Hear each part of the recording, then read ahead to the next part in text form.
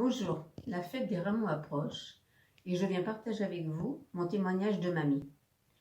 À une question de Martin, notre petit-fils l'année dernière, « Dis, mamillot, pourquoi tu as une petite branche séchée dans ta chambre ?»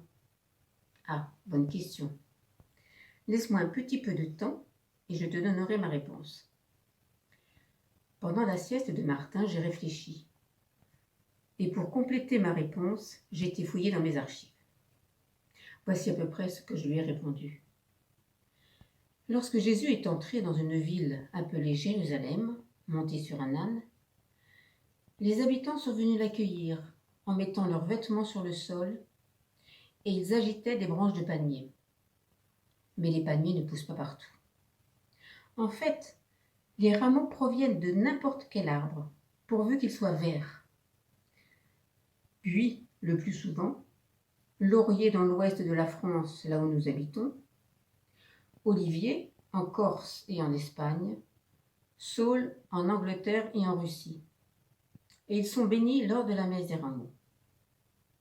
Dans certains endroits, il y a des rites un peu rigolos, comme dans la ville de Limoges, pas très loin de Bordeaux, on accroche des meringues aux branches pour faire patienter les enfants pendant la messe. En Alsace, on mélange le buis avec du saule rempli de boules duveteuses appelées chatons. À Tahiti, où ont vécu tes parents, les habitants utilisent aussi des branches de cocotier. Dans le monde orthodoxe, on distribue des petites croix confectionnées avec des rameaux souples. Puis avec Martin, nous avons été chercher dans un atlas les villes et les pays cités.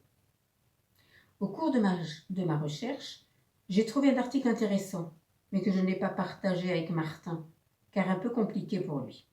Je vous le livre. L'évêque Théodulphe d'Orléans composa au début du IXe siècle le Gloria Laus et Honor Tibi, gloire et louange, une hymne inspirée du psaume 116, qui est le plus court du livre des psaumes avec seulement 2 versets. Très populaire, cet hymne des rameaux est resté un patrimoine commun, aussi bien des catholiques, des anglicans et des luthériens, qui le chantent toujours traduit dans leurs langues respectives. À bientôt.